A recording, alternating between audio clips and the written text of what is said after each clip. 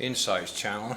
Steve here, and today I'm going to talk about economics and politics and wars and all that's going on in this crazy world today, because you don't have to be half blind to notice that things are accelerating in the wrong direction on this planet in every sense of the word. I'm sure we're all aware of it. But I wanted to bring some comparisons on a personal level. When it comes to the housing market here in Scotland, I want to explain something. All my life as a missionary, I've always lived in private houses, private rented houses, all over the world.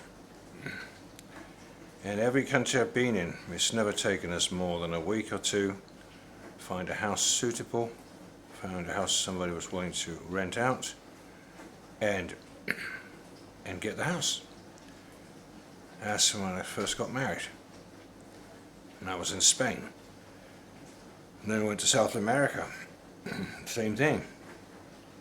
Many years while we had a large family, and back to the UK. And we've been in this house we're in here now, was it 18 years? But we were asked to leave and move on some years ago, but we haven't been able to. We haven't been able to downsize. But it's not been through any fault of trying. And I don't know what is going on. But I'll give you an example of the very last house, which happened today. I was looking the other day for cottages, 2-bedroom cottages, close to where we live, or in the same county. And finally I found one, after looking for a long, long time. I've been out to houses very far away from where we live, hundreds and hundreds of miles, but to no avail. The difficulty is to try and get a house on the first floor for the sake of my wife's in a wheelchair. Right now she's been 2 months upstairs in the house, hardly coming out of her bedroom and having to lie down a lot of the time due to a very serious accident she had 8.5 years ago. When she fell down the stairs from the attic, fell backwards, lost her balance and hit her head on the top banister. And ever since she's not been the same. Fortunately she's coherent and she's fine for me to take care of, or others. And I just take care of her, and that's what I've been doing for the last 8.5 years. I'm hoping it should get better eventually, but of course we're not young anymore. Yeah, I'm almost 72. But that's just one situation, my own situation. But I want to just tell you something odd happened with the housing. Because in the past, if you talk to the landlord or an agency and you were friendly and helpful, they will likewise respond the same way, and you'd soon find yourself a house. And I want to see if this is the same in America and everywhere else. But that's not the same. It's not the same at all. I went out of my way to send all the credentials necessary for a house. We found a 2-bedroom cottage, looked really good, about the best one I've seen so far. Sent in all the paperwork, everything, even the name of our landlord here, telephone number, everything you need to know. And they arranged for me to go and see that house today. And unfortunately, not like all you young people with a mobile phone, you zip around using the mobile and knowing everything. Unfortunately, I was by myself. I didn't have somebody who could stand with a mobile phone to make sure I got to that house safely. Now here's the joke. I've visited houses very, very far away, and we managed to get there to the house, but that was the help with my daughter last time with a mobile phone. Unfortunately, this house was so close, I thought, it won't be a problem. It's only 9 minutes away from my house. You know what happened? I couldn't even find it. Here's the deal. I looked on AA Route Planner, which is supposed to be able to find situations easily, and I planned a route from my house to that house, the 2-bedroom house, the cottage in the hill. And I followed route planner, but then I found that the route they gave me, something wasn't right. I found the name of the farm with the same name, Caldwell Farm. And there were supposed to be 2 cottages at Caldwell Farm. I drove up this long road, I had lots of fancy trees down, and oh, this is a wealthy person's estate. And I went up to the top just like a route planner said, turned into the left there, and then I was startled to see that the cottage mentioned and shown in the picture was not there. It's simply not there. Not there at all. In fact, you had empty space and bulldozers and stuff, and was something to do with horses up there. But the cottage was certainly not there. So I thought, what the hell is that possible? Well, there was nobody to talk to, so I eventually just drove out the property, and later I had to contact the agent and say, I apologize, but I followed the AA planner, and it must have given me wrong information, because the cottage that you mentioned was supposed to be where it is not there. It simply isn't. I tried getting there, so you'll have to rearrange for another day. And imagine I'd only just contact these people, say, 30 hours before, for the first time, and the house is supposed to just come on the market. And I contact them, first by phone and an email, and they said, yes, well, that house, it's already been taken. And I said, wait a minute, how can the house have been taken when I hadn't even seen it yet? And I was very interested, enthusiastic about seeing the house. How could they make an appointment for me, another customer, to come and see the house if they already knew that somebody else had taken the house? What was the point in that? I was just thankful to God, oh no, it's not one of these other long trips again, just to find out in frustration, no, you can't have the house. Because what I'm being told, what happened to me when I went up north, it was so frustrating. When I got there, as I think I related before, it was a mini house. It was wide-angle film, so it looked 10 times bigger than it was. It was tiny, it was a micro apartment. You couldn't even sling a double bed around it in a big bedroom, that kind of small. Low ceiling. And the whole house, all the rooms in the house, the bedroom, the living room, kitchen, everything could have fit easily into the living room we have in the house we're in now. Now, I know, we're just trying to size down, we're old people, we're trying to size down from when we had a large family, and we're trying to move into something small, but I'm telling you, it's not there. And I'm finding out what's happened. I'm talking with others, and other landlords, and people who are also very frustrated with the situation. They said what's happened is, they didn't build enough houses for the people over the last 10, 20 years. And the councils here, they went and sold all the council houses to private people who invest in it, and you've got lots of houses that nobody's using, but they're not available. They're just a financial investment. Because the rich, they think that the more houses they gobble up and don't use, it drives the price up. But it's exactly like it said in Amos, book of Amos. The rich, they take away the land to make the poor the land to fail. And that's what's happening. We're finding it ourselves. And so in our case, we're being forced to stay where we are, which isn't the best. My wife can't get down the stairs. I'm trying to get her down the stairs. She's maybe been down a couple of times the last 2 months. But she has very severe problems with her brain. And that's the thing.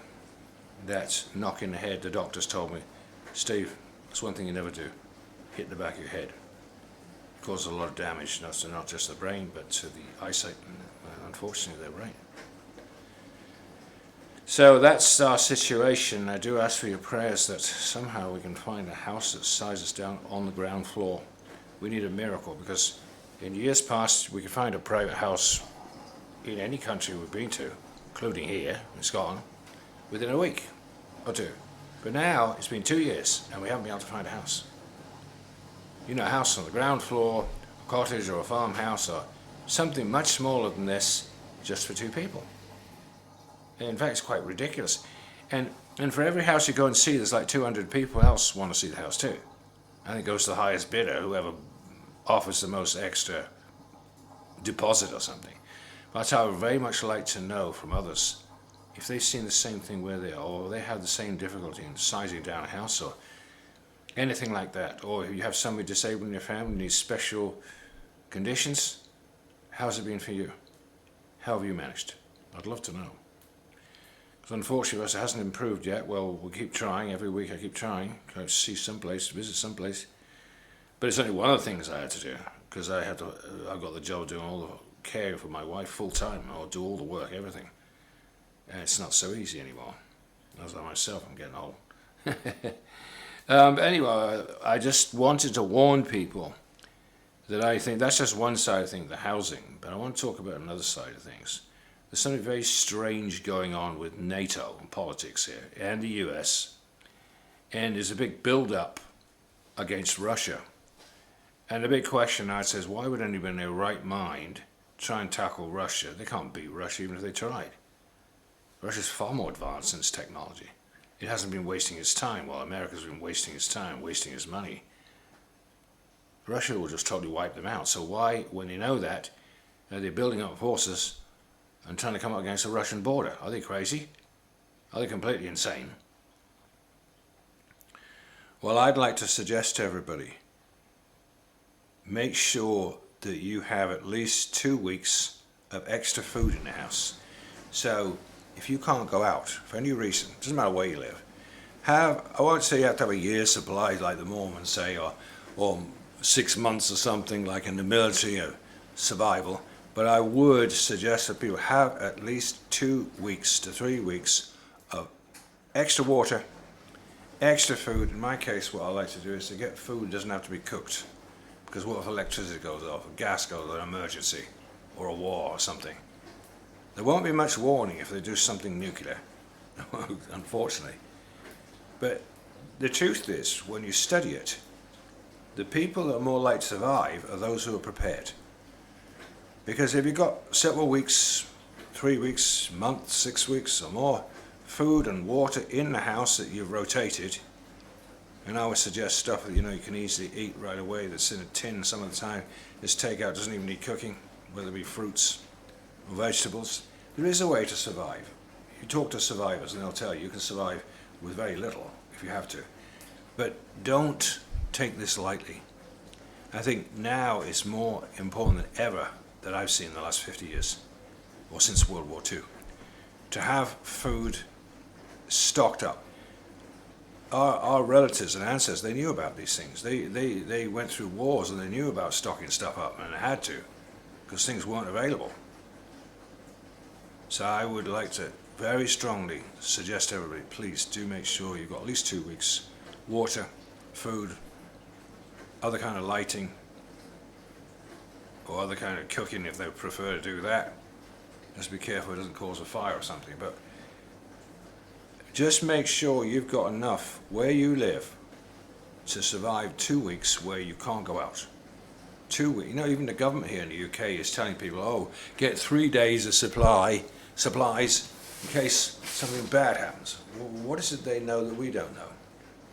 And why is it in the UK they want to go back to forcing young people into the army, both male and female, from 18 to 25?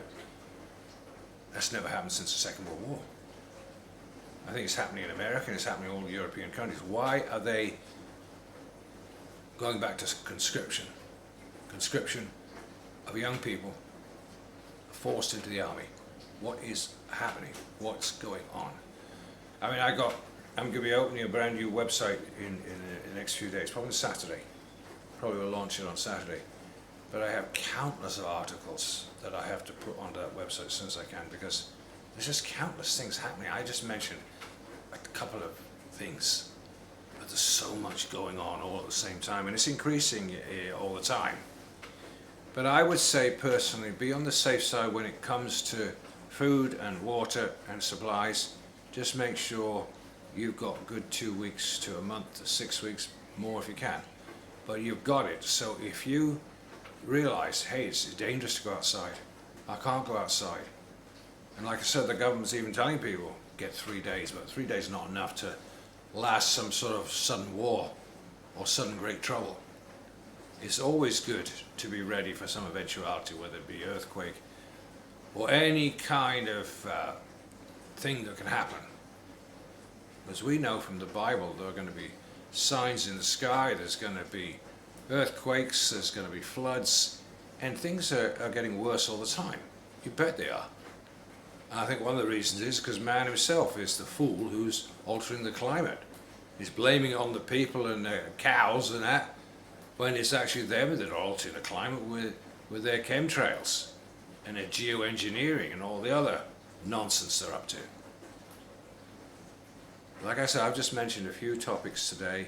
The thing that concerns me the most is we don't get into a nuclear war. I've always suggested, I thought it unlikely that it'd be a nuclear war until God took all the light from the planet and took all those that are saved and believe in Jesus home. And then only then will come a nuclear war, as described in Revelation 17:18, against the big whore, the beast. Maybe some of us have been wrong on that speculation or that belief. Is it possible that some limited nuclear war happens in advance? That's something to consider. I pray and hope not, because I couldn't imagine anything worse than that. But I think that people are in power, they're deliberately provoking, especially the industrialists and those who have all the weapons factories and those who put money into that, the military industrial complex there in the US, they all make money through war, perpetual war. They don't care. They give money and weapons to both sides of any given situation of war. That's how they make their money. But it's getting out of hand. It's getting really out of hand, like you can see in Gaza and Israel. That's just one situation. But when you see such a serious disregard of human life, and you see this ugly face of Satan, this ugly face of these demons, these demonic powers, is that what they plan for all of mankind? Make an excuse to wipe everybody out? Is that what they're up to? So on this occasion, I just would like to encourage you, please, get survival, get water, get supplies, take it seriously, and at least 2 weeks in case you are forced to stay in your house, because even the government's talking about it now. Even they, I think they are afraid there's going to end up being a war with Russia, and God knows what will happen. Yeah, so I look at it, I try and look at things from the glasses of Bible prophecy as well, not just what you physically see out there, because to me, in order for there to be a one world government, you have to take into not just the New World Order, you have to take into consideration what the Bible says.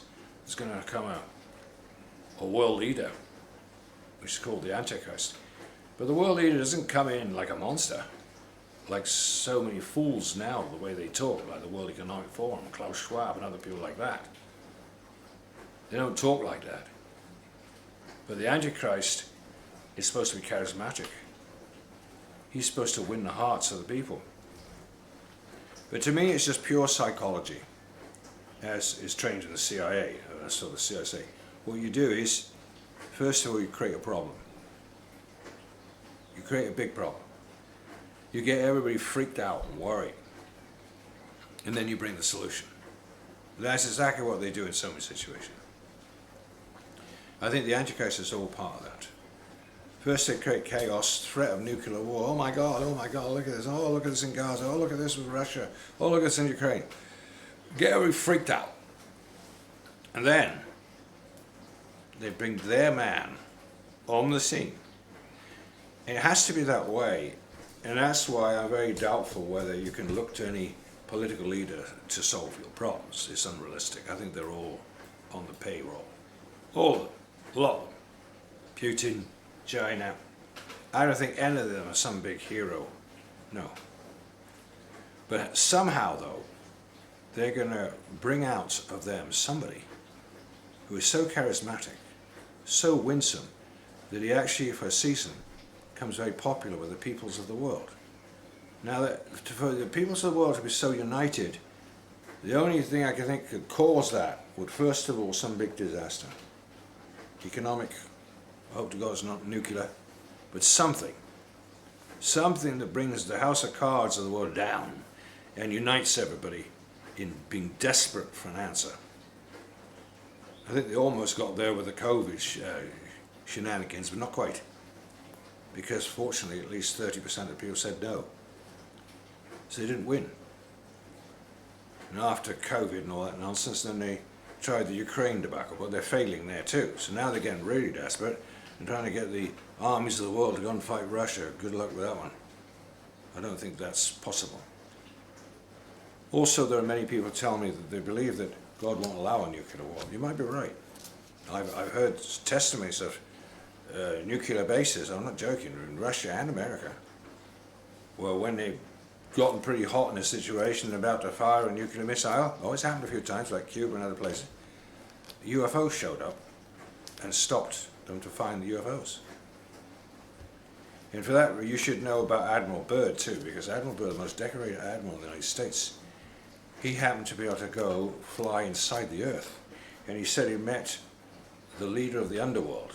Now, I couldn't tell you if that's Satan himself, probably was, or one of his underlings. But they told Admiral Byrd, go back and tell the leaders of the world that we don't want any more atomic explosions, like what happened in Nagasaki, Hiroshima, just a little time after that. But of course, the leaders in the world, they wouldn't listen to Admiral Byrd, didn't want to know. And they've just pursued their own crazy path. But if God doesn't like the atomic explosion, and Satan doesn't like him either, or the leader of the underworld, then it stands to reason that if they got the power, they'll stop the bombs from going off. And that will explain the show-up of UFOs. The underworld doesn't want nuclear war.